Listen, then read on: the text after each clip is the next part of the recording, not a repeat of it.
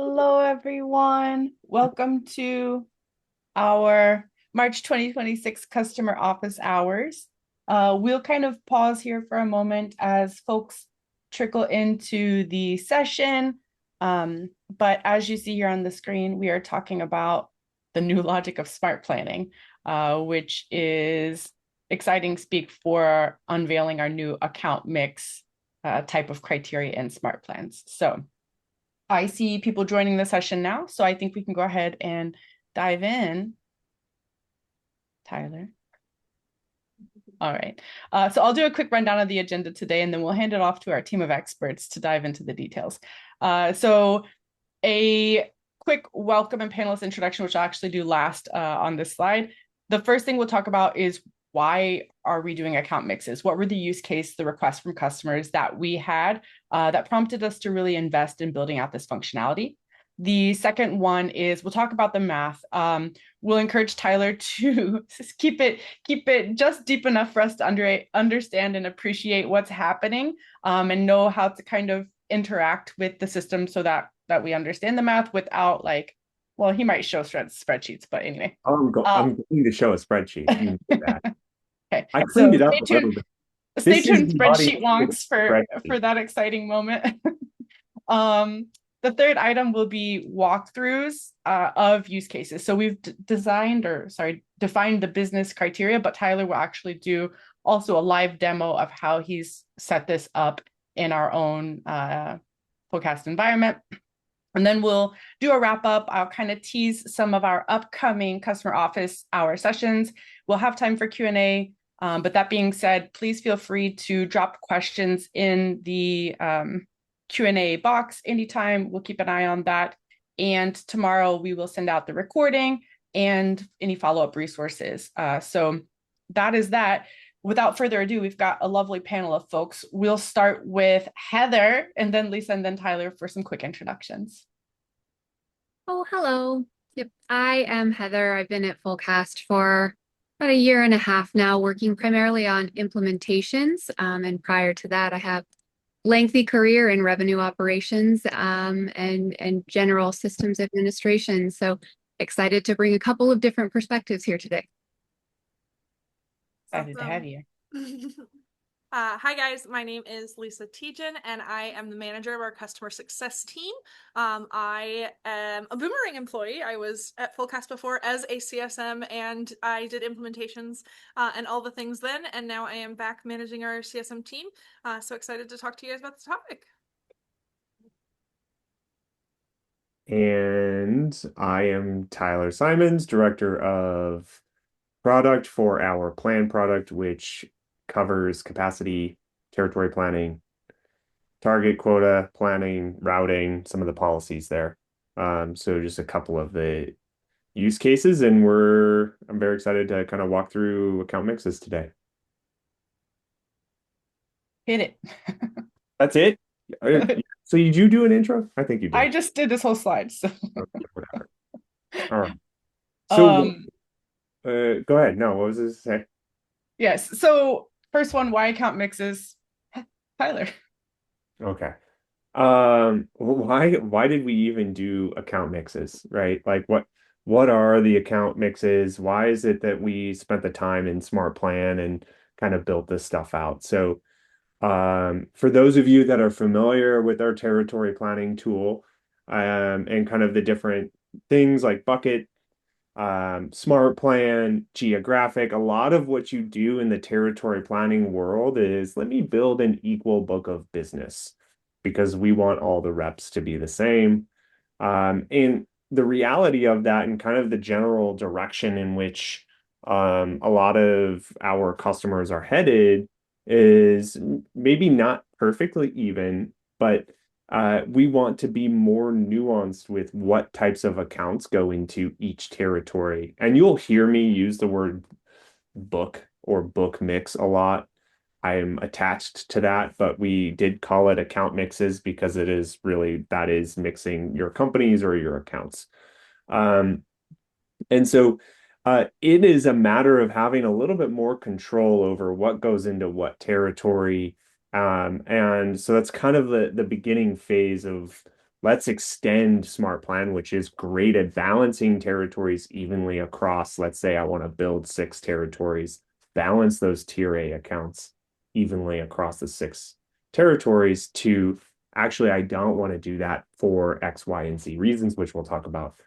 And really, the next bullet there explains that one of those reasons might be role specialization. So for the specific industries, right? Maybe you've decided that you want to experiment with some of those specific industries like manufacturing or retail or financial services, but you don't want to pigeonhole a rep 100% into finance because you're still figuring that out. And so you want to give them a little bit of both, but keep that focus mostly on finance. And then, of course, we talked about this a little bit with deterministic control. This isn't just like set it and forget it and, Fullcast go do it all, but I want to have that fine-tuned control because I know the type of rep that's going to cover Enterprise West 1. I know the rep that we're going to assign to Enterprise West 2, and that book needs to be a specific mix of accounts to achieve a target or a business goal or whatever that might be. So that's kind of the beginning pieces of why we did account mixes. I don't know, Lisa or Heather, if you have anything to add to what you've been hearing from users and customers and kind of what they've been asking for and why we did this. I think you summarized it pretty well. But yeah, in general, we're trying to give another way to actually think about equitability of your territories and build things that make sense for your business. So Yeah, another use case or example I've seen requested would be trying to balance what a book should look like for a more tenured rep, maybe versus a greener rep. And instead of just standard weighting, which we can do in SmartPlans, maybe even more prescriptive, saying I really want a balance of a tenured rep to have 60 or 70% of their accounts in this tier versus a greener rep, and very prescriptive that it would be a much lower threshold of their accounts in that higher tier realm.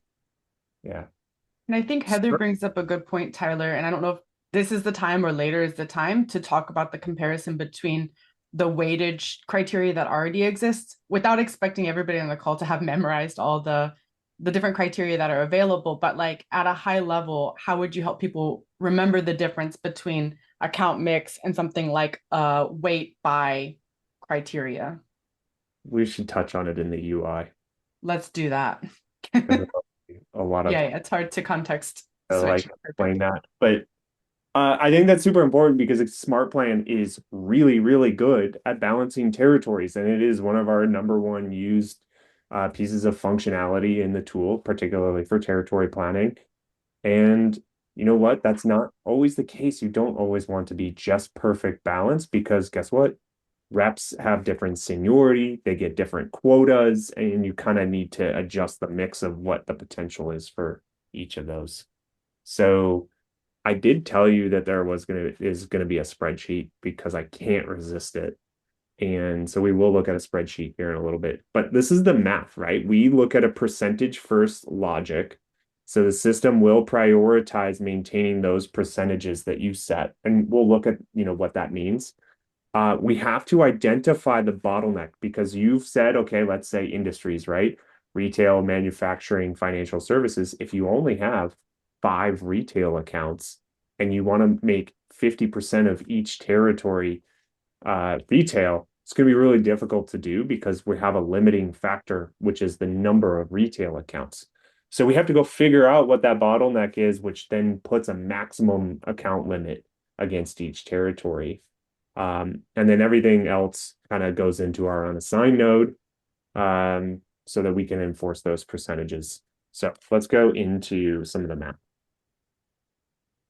And you kind of said this, but as I've been trying to remember myself, the way I kind of frame that in my head is how many accounts end up in each territory? Well, it depends on 2 things. How many accounts of each type exist, and what is that percentage, and how do those 2 things interact? So if you come up with an output, it's like, why is there only 10 accounts in each territory? Those are the 2 things to kind of go back and reference and check. Yeah, that was a big conversation we had when we were building this because everyone was like, well, what happens when you have 0 accounts? Like, well, there's 0 accounts that go into each territory because the number one thing that we care about is the percentage mix that you set. And so we're looking at this in a spreadsheet mostly because it's really easy to show the math and all the logic that we're handling. And then we'll go into Fullcast and look at those use cases that we talked about. But in this scenario, we've outlined several different industries or groups, CPG accounts, finance accounts, retail accounts, and then everything else. And then we've given them a number of accounts, right? So if you think I've got an enterprise territory and I'm building out 4 books of business based on the accounts in enterprise, this is the number of accounts that are in enterprise split by those industry groups. So then what I did was say, okay, I'm going to determine what my percentage allocation of each of those groups, those industry groups, are by book. And that's what the difference is between an account mix and some of the weighting logic that we already have, is that this is at a book level that you specify, not at the territory level or the like aggregate territory level, right? It'll make more sense later, I promise. So we specify a bunch of different percentages. They always have to add up to 100%. And essentially what we do is we figure out what the bottleneck is. So in this case, I mean, it was pretty obvious in our scenario that finance might be the problem. We only have 55 accounts. So our bottleneck, how we calculate that, we won't go into detail because everyone will fall asleep. But essentially that is the lowest number that we calculate. And we know that, okay, finance is the bottleneck. And we divide that number, 367, by the number of books that we are going to build, which gives us our max number of accounts by territory. And that's what you see here. So this is just the 92 that exists here. And then we allocate all those accounts out based on that 92. So you take 25% of 92 and you get 23 and so on and so forth.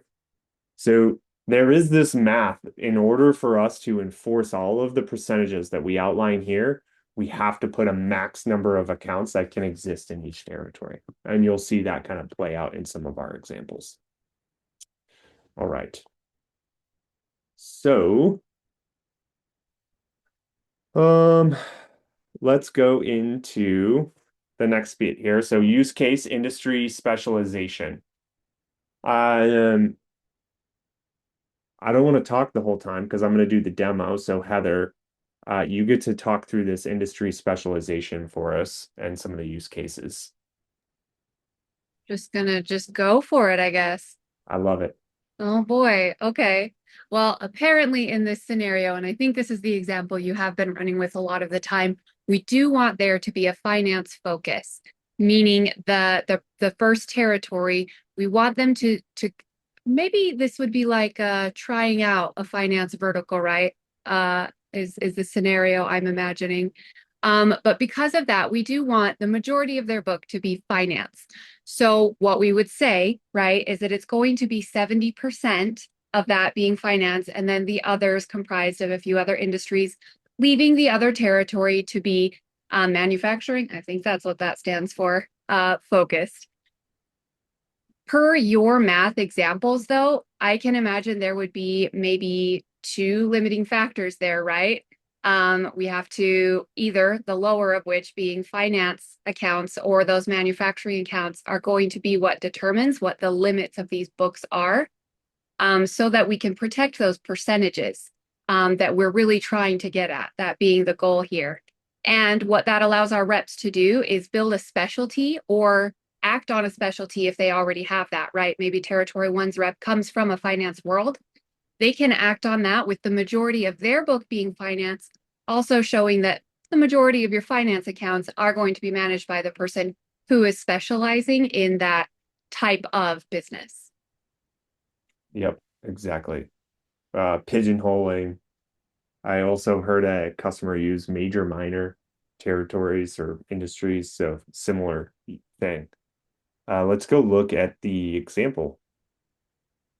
So we've got enterprise built out. We've got 6 territories, and we will come in here. And I've already built this out, so we don't have to watch me click and allocate percentages. But the first thing that we did was add the account mix criteria.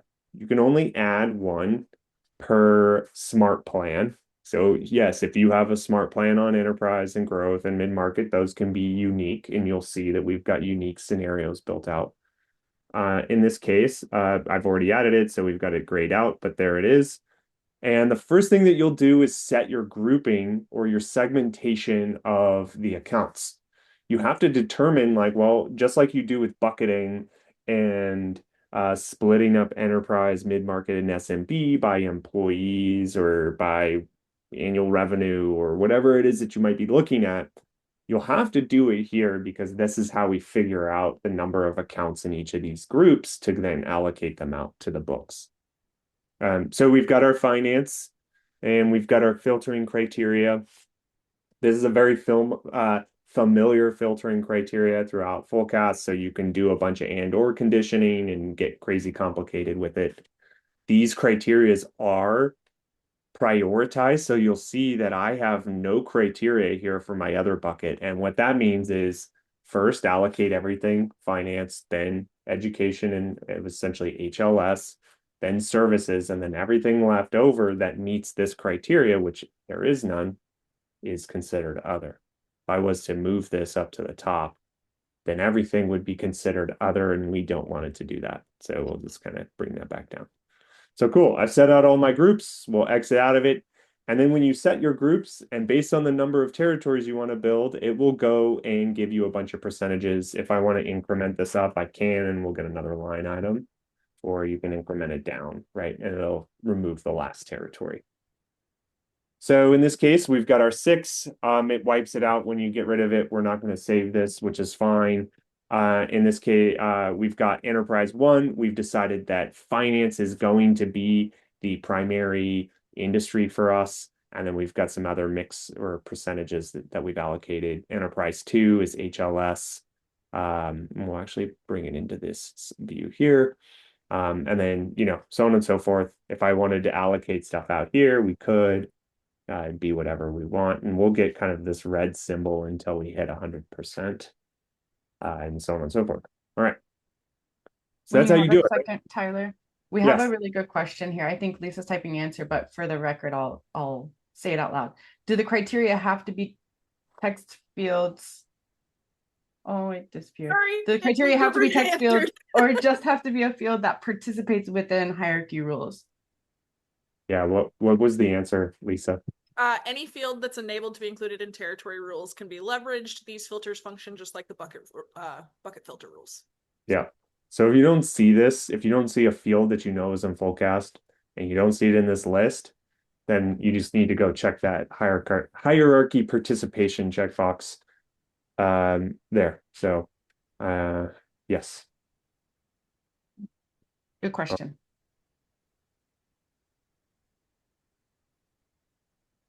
So you could do like thresholds, like you could say how much is their revenue potential, and the lower bucket gets a range, the middle bucket gets a range, etc.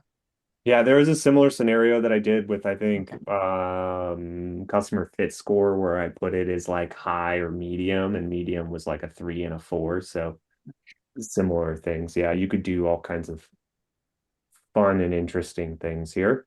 Actually, I have seen a lot of use cases, particularly with SMB growth, like the high velocity sectors where they split the accounts up by number of employees. And so you might be like, let's say 250 employees is your cap, and they want to make sure that everyone gets a kind of decent sized book on the 150 to 250 employee size accounts, because those tend to be better than the 150 and less, or whatever that might be. And so you can kind of customize how the mix of those accounts look in each of the territories. So we've got this. We ran the rules on this already, and we can now go and we'll go look at some reports on this.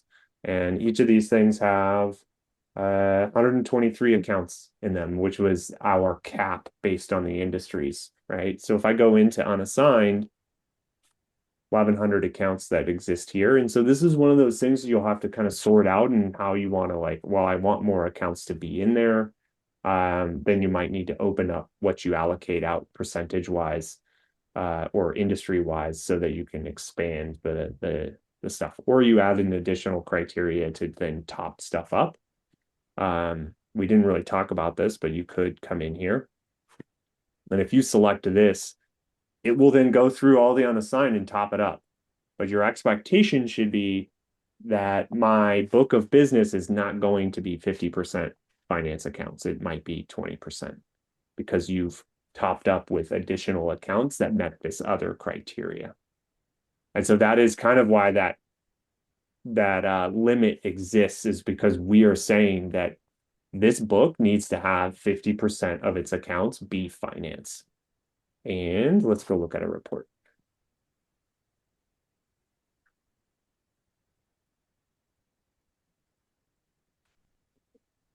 What you're saying though is that it might not be other, it might be leftover accounts from each of the industries that gets allocated to an account in that distribute evenly the remaining accounts.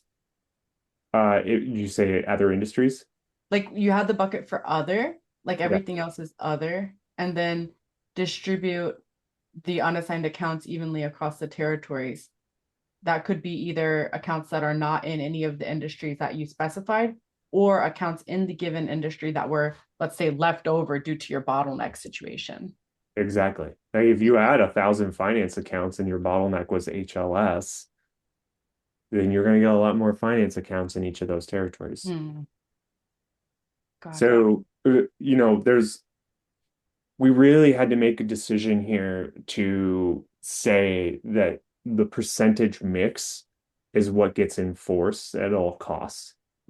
And as a territory planner, when you go down this path, I think the recognition needs to be that you really don't want to use other balancing criteria because it's going to disrupt those percentages. And that's why you see in here, I've got really one criteria. This does work with named accounts. It works with minimized disruption and those things.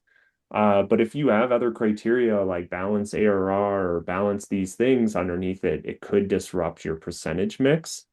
And so this really is a strategic move. There's going to be a very specific reason as to why you're doing it. We're covering a lot of the use cases that we've heard from many of our customers today.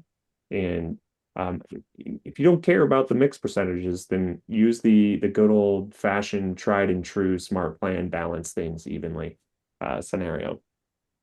So let's look at the first one, which is our industry balance at the enterprise level. And I did a nice little stacked chart for everyone to see.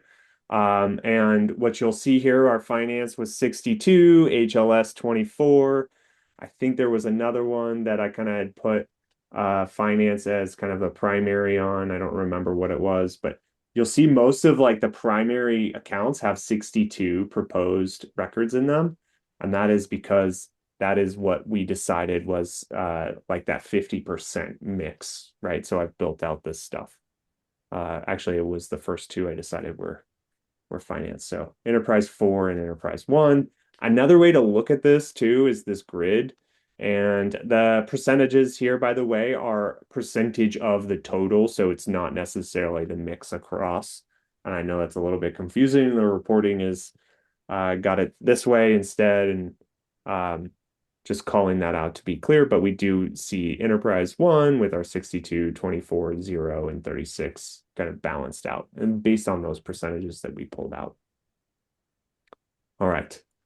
Anything else we want to add, Heather, Lisa, Ashley, with this one? And we'll go into our next use case. Great. I don't think so, no. Cool. I almost forgot to talk about weighting. Let's just quickly touch on weighting. So in SmartPlan, we have the notion of weight by field, weight by metric, weight by number of accounts. We use this one for simplicity's sake. So when we want to weight, weighting, what that does is say, take all of the accounts that meet a certain criteria and spread them out not evenly across the 6 territories we're going to build.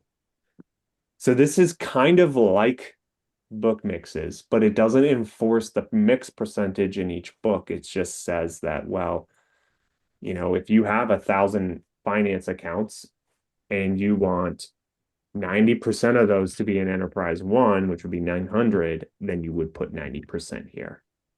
And so it just takes the total number and you determine how you want those spread across the 6 territories. If you didn't do this or the weighting and you used the balance by number of accounts, this one defaults to everybody gets even. So you take the 1,000, split it, divide it by 6, and everybody gets that number, right? And so that's kind of the difference between these two is this is even. This you get to specify the percentage of a total number of accounts that get put into each territory. And this one you get to determine the actual mix of a territory. It's almost like I'm baking muffins here. I'm baking a cake here. I got to stick with the layered cake approach. If everybody knows and has listened to me over and over time, I always talk about SmartPlan being a layered cake, right? You're building each layer individually. So sticking with my baking, there you go. I don't know. All right. And another weighting by number of accounts, right? If we're weighting by something versus doing an account mix, right? Either way, you're looking at percentages, but you're talking about a percentage of a different thing. If we weight by the number of finance accounts, for example, at this enterprise pool of accounts, the percentage is based on how many finance accounts are there. Versus if we're doing a book mix with 50% finance accounts, it's 50% of the accounts in enterprise one, that exact book. So the number of finance accounts has a play, but is not what the percentage is based on. That is well said. Very well I can said. dumb it down even more. Hear it. Number 2 is you're centered on the world, the whole world. And number 1 here is you're centered on the individual. That might resonate with some people or not, but that's how my brain is processing it. I like it. All right. Growth. Let's take a look at what we built out in growth. This was a high, medium, and low fit scenario. So very similar to the scenario of like seniority or tiering where you want to put more potential accounts in each of these in each of the territories, depending on, again, going back to seniority or a quota that's being set against the rep. So I've kind of carved this out. We talked about our banding, right? I banded this very small amount of banding, but we banded them into high, medium, and low fit accounts. And then we gave percentages. So you could think like growth 1 through 3 have 60% of their books will be high fit, which likely means that maybe each of the targets set against those territories are for senior reps, it might be $1 million in quota for the year. And then, well, we are going to hire a new person, or these are people that started last year and are still ramping, whatever the scenarios might be. Their quota might be 750. And so we don't want to give them the same total potential as the high seniority, high quota carrying reps. And so we might mix that out a little bit differently to give us a more balanced approach for those 4, 5, and 6.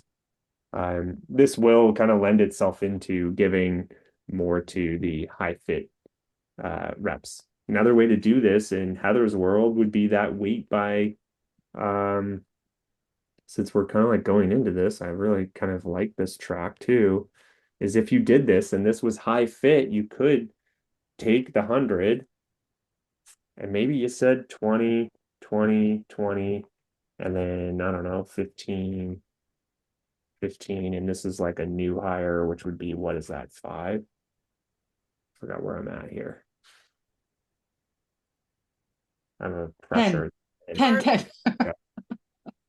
Mine's so fast. But like then that takes all of your high fit, accounts and spreads them as this allocation across those, where you will see limits of the high fits accounts because you're trying to enforce the specific mix. Did I do an okay job with that, Heather? I think so, yeah. Really, if we're talking on account mix in general, if you're choosing that over weighting by something, the end result you are looking for is a very predefined, like that bar chart we were looking at. You have already decided you expect to see that stacked bar chart be exactly this many of high fit and exactly this many percentage wise at each book level. Versus if you weight by that, you're saying I'm distributing of to Ashley's example, the whole world I'm distributing in a very pre-prescribed way. The end result bar chart may not fit your pre-prescribed ideas. Yeah. Tyler, we've And got another question in the Q&A. Great. And I believe I know the answer, but I'm going to let you answer it just in case. If the number of, quote, high fit accounts can't be distributed exactly according to the percentages, will some go to unassigned? My assumption is that they're talking about the groupings that are not the bottleneck. What happens with the extra accounts if they're not the bottleneck? Yep. Unassigned. Unassigned. Yeah. Yeah. If you were of the stance that I don't want any high fit accounts and unassigned, I think that maybe the better approach for you might be the weight by number of accounts, because that will ensure that all of your high fit accounts end up in a territory. This is really about getting nuanced with what you want in a specific territory. And so, yes, high fit accounts, if there were a lot of those left over, they will go into unassigned because we are going to enforce this mix at all cost.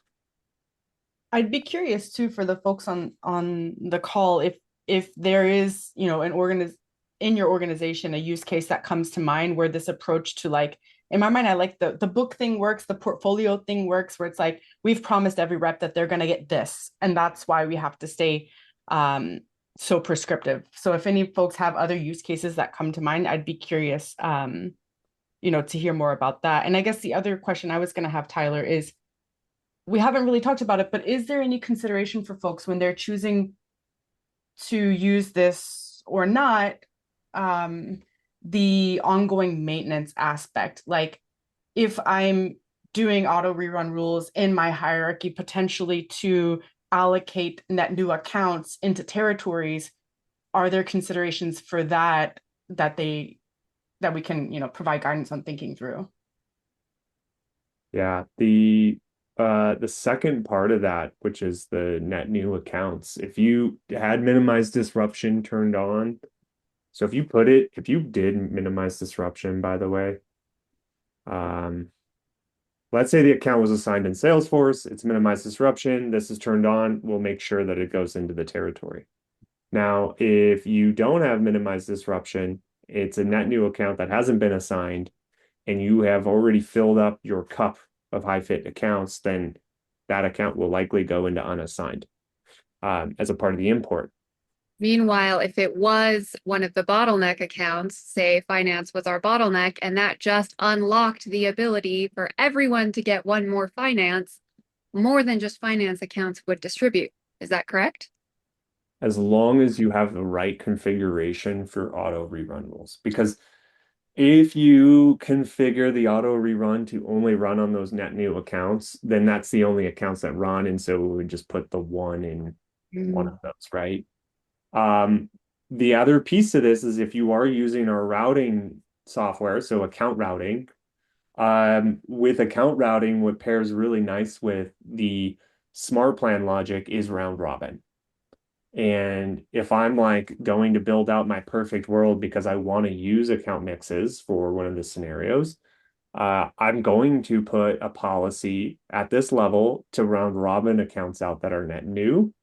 And that's what I would do. That's it. That's all you need to do is round robin out accounts to each of the territories, because that is the fair way to do that for the net new accounts.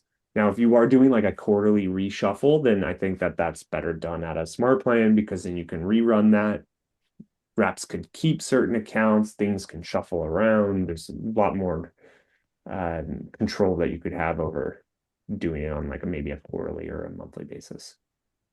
If a blend of wanting these kind of more prescriptive exact mix ratios is what you want while also being concerned about things like high fit being left in unassigned, there's always the approach you could take where you would run this, see what the exact, perfect mixes are at the exact 60%, 40% ratios that you've defined, and then distribute out those high fit accounts as needed if that's still a high priority, with just the tiniest bit of trade-off, right? As soon as you give one more high fit to somebody, it's not exactly 60-40 anymore.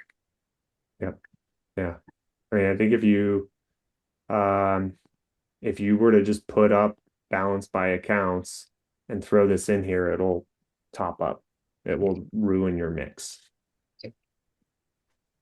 So that would be another way to do it. That's like at least.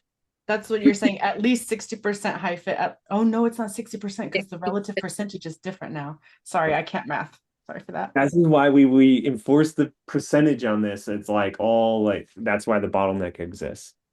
Because if you expand it by the number of accounts in each territory, then all of a sudden the mix percentage isn't what you wanted it to be.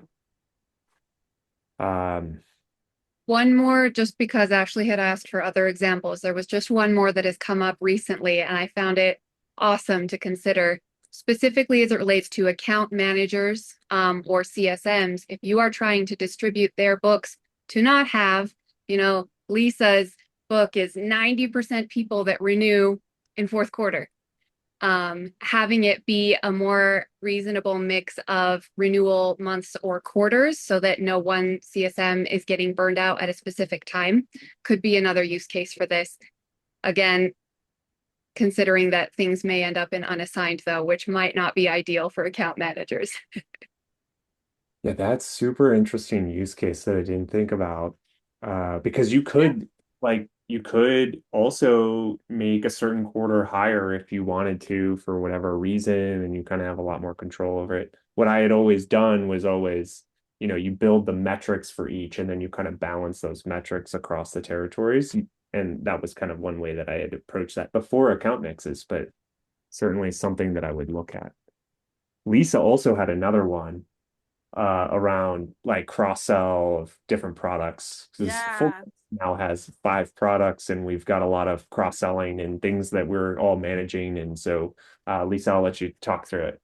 Absolutely. So, just to give a little bit of background, everyone I believe knows, we're bringing 5 companies together. And with that, we've inherited CSMs from each of the different companies, but we want to ensure that all of our CSMs are enabled to be able to have some cross-sell opportunities and to be able to work across our different product lines. And so we have certain CSMs that are experts on certain product lines. We will probably give them a little bit heavier of a book of business in that product line, but we still want to sprinkle in some of the other product lines into their books of business. And so this allows us to be able to actually create a well-developed book so that no one rep has all of one kind of account, and we can easily ensure they're all getting those opportunities for the cross-sell. I love it. Can you do both at once? Like product mix and renewal dates? Like in a single account mix? Am I over the top? Try it. Let me know how it goes. Oh. Sorry, I'm off the chains questions. Plan But I guess a smart plan. It'll be it fun. makes me wonder because like CS is maybe like the most natural fit for this if there's something where you do want to have a lot more control and you have a more of a sense of like what your net new accounts are going to be simply just because they're customers versus like the whole world coming in potentially as leads. Save that for a rainy day when Lisa builds that out in You know what I'd Fullcast, probably, we'll know. if I was being really honest with you, what I would probably do is build it with the book mixes to actually create my CSM's territories that are balanced. But then I would most likely actually switch my criteria a little bit to base it on the renewal dates as balancing criteria so that for new accounts that come in when they're rerun through the rules, that's what the new assignments are based off of. But It'd Ooh, be tricky, some, tricky. yeah, it'd be some clever playing with the plans to make it work how I'd want We call that clever, not hacking. it. There's a good comment here for the recording that Heather's point was amazing, and Troy has been trying to figure out how to do that thing that Heather described about renewal stuff for his CS teams. So good one, Heather. This was just the fit score balance, so you all could see it. I did it with a different report type, not stacked this time, but just bar charts next to each other. And then we also have our grid. You can see we didn't allocate any percentage to the low fit for our first 3 territories, so you don't see any accounts in there. And so this is kind of that hard spread between all of those. So I'm very happy to see what I see there. So it's great. And then the last one that we were going to cover, it's kind of similar to the fit score that we use. This is really just tiering in this case. So we did this here. So just tier A, B, and C together, and then D at the end, just to give us a different flavor of things. And so you can see I've used multiple criteria for this. Allocated out even tier A's across because why not? And then did 10 and 10 for each. Because this is built this way, balancing evenly of, using the criteria of balance by number of accounts is probably going to be a better approach. So filtering that down on tier A accounts and then just doing it even because this is essentially what that is. Unless you were very specific on wanting to limit the number of accounts that were in a territory, right? And kind of leaving some of those tier A's out for maybe inbound stuff, or maybe there's going to be a new hire at some point and you don't want to allocate all the tier A's out. So, but just another example for us to look at with the tier A, B's, and C's. A lot of that ties back into, and we didn't really talk about this with the seniority use case. And we did kind of tease this with like different targets, right? So typically more senior reps have higher quotas. You want to give more potential in their territories, but you want to be specific as to what that potential is. And so that would be a way to do it is using the account mix criteria to kind of give that specific potential to each territory / rep when you assign them in. All right, I think that was it for today. Was there anything else, Lisa, Heather, anything else that you all want to wrap up on or touch on? Is there any other questions? Through it all. But by all means, if anyone has questions, please ask them. We love to hear it. The more we hear about how people are thinking about these things, the better we can ensure we're providing value. Yeah. Stress test it, provide feedback to your CSM. Absolutely. And this is Ashley's last slide. Last slide. Upcoming office hour sessions. So we've mentioned that we have more products, and so we're gradually kind of expanding what we're doing from an office hours standpoint. So you'll see here for Fullcast plan, what we're talking about right now. In April, we'll talk about territory management SOPs. So if we had to tell you what you should be doing or what is a good idea to be doing as you run the business after your, perhaps like an annual planning period, we have some recommendations there. And so we will provide an outline of that in April. So that should be exciting, and it'd be great to have a lot of people kind of chime in on what they are doing or not doing and how. In May, we'll talk about routing.